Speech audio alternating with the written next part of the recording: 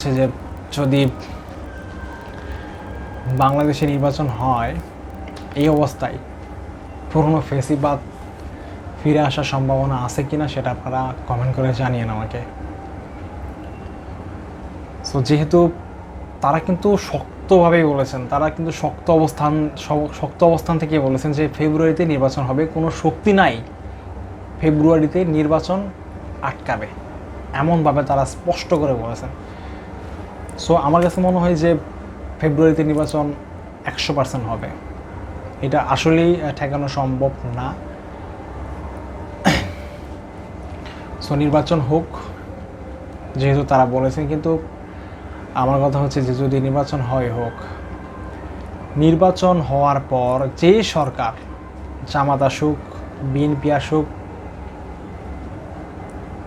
অন্য দল আসুক, ডক্টর মোহাম্মদ ইউনূসের রেখে যাওয়া যে বিচার, যে সংস্কার, সেগুলো যাতে তারা সম্পূর্ণ করে, এইটা আমার আকাঙ্ক্ষা, আশা।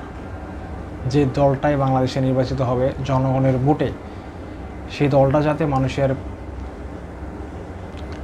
মানুষের আকাঙ্ক্ষা, প্রত্যাশা যাতে পূরণ করে বাংলাদেশের, এইটা আমার আশা।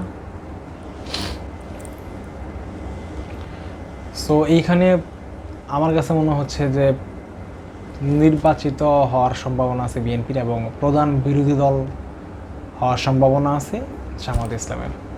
এটা চেঞ্জ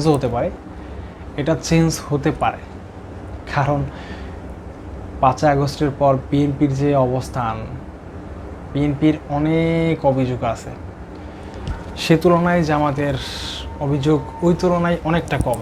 সো অভিযোগটা বড় কথা না, কিন্তু জামাতের প্রান্তিক পর্যায়ে, একদম গ্রাম পর্যায়ে তাদের ভোটার কি পরিমাণ আছে সেটা আমার জানা নাই।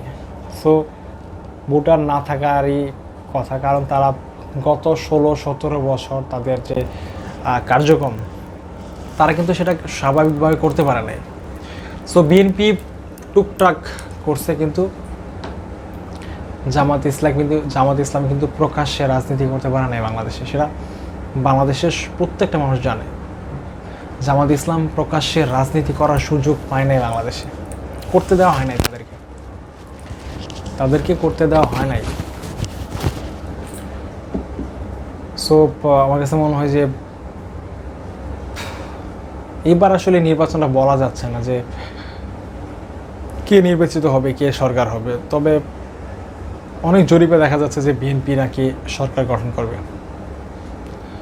সেটা ম্যাটার না, বাংলাদেশের জনগণ যাকে পছন্দ করবে তাকে ভোট দিবে।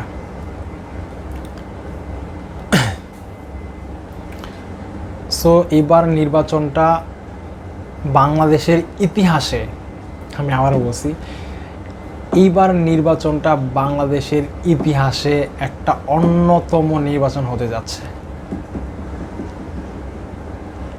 অন্যান্য বারের মতো, শেখ হাসিনার মতো বল প্রয়োগ করে একটা যেন তেন নির্বাচন দিয়ে সরকার গঠন করা এইবার অন্তত সম্ভব না, যত বড় দল হোক সেটা। এইবার অন্তত সেইটা করার সুযোগ নাই। কেন সুযোগ নাই? এবারে স্পষ্ট জানিয়ে দিয়েছেন, নির্বাচন কমিশন থেকে স্পষ্ট জানিয়ে দিয়েছেন যে এইবার যদি কোনো ভোট কেন্দ্রে এই ধরনের অভিযোগ পাওয়া যায়, সেই ভোট কেন্দ্রে বল প্রয়োগ করা হচ্ছে ভোটারদের উপর, কোনো একটা দলকে ভোট দেওয়ার জন্য চাপ প্রয়োগ করা হচ্ছে,